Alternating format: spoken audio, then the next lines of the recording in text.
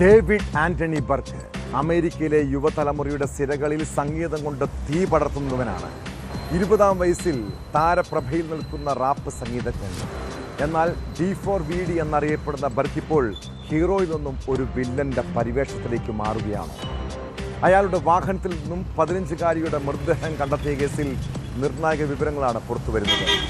കഴിഞ്ഞ September 8-നാണ് ഡേവിഡിന്റെ Tesla കാറിൽ 15-കാരിയുടെ മൃതദേഹം കണ്ടെത്തിയത്. കൊലപാതകത്തിലും മൃതദേഹം നീക്കം ചെയ്തതിലും ഇയാൾക്ക് പങ്കുള്ളതായി അന്വേഷണ സംഘം സംശയിക്കുന്നു.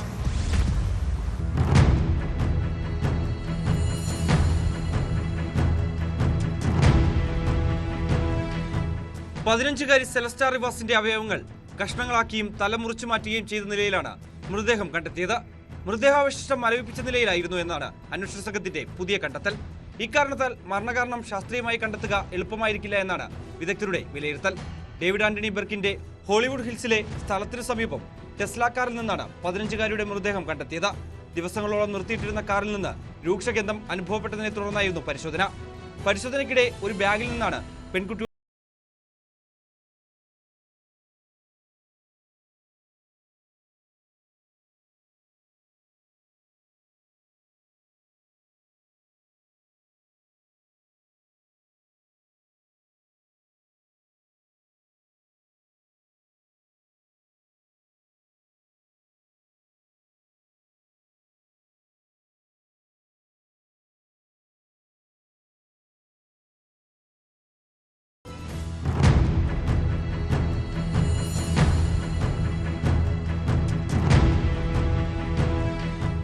മൃതദേഹം വലിയ രീതിയിൽ ജീർണിച്ചതിനാലും മരവിപ്പിച്ച നിലയിലായിരുന്നതിനാലും അന്വേഷണം എങ്ങും എത്തിയിട്ടില്ല.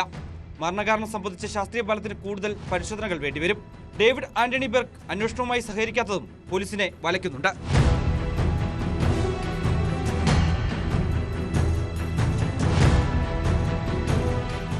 News desk, News 18.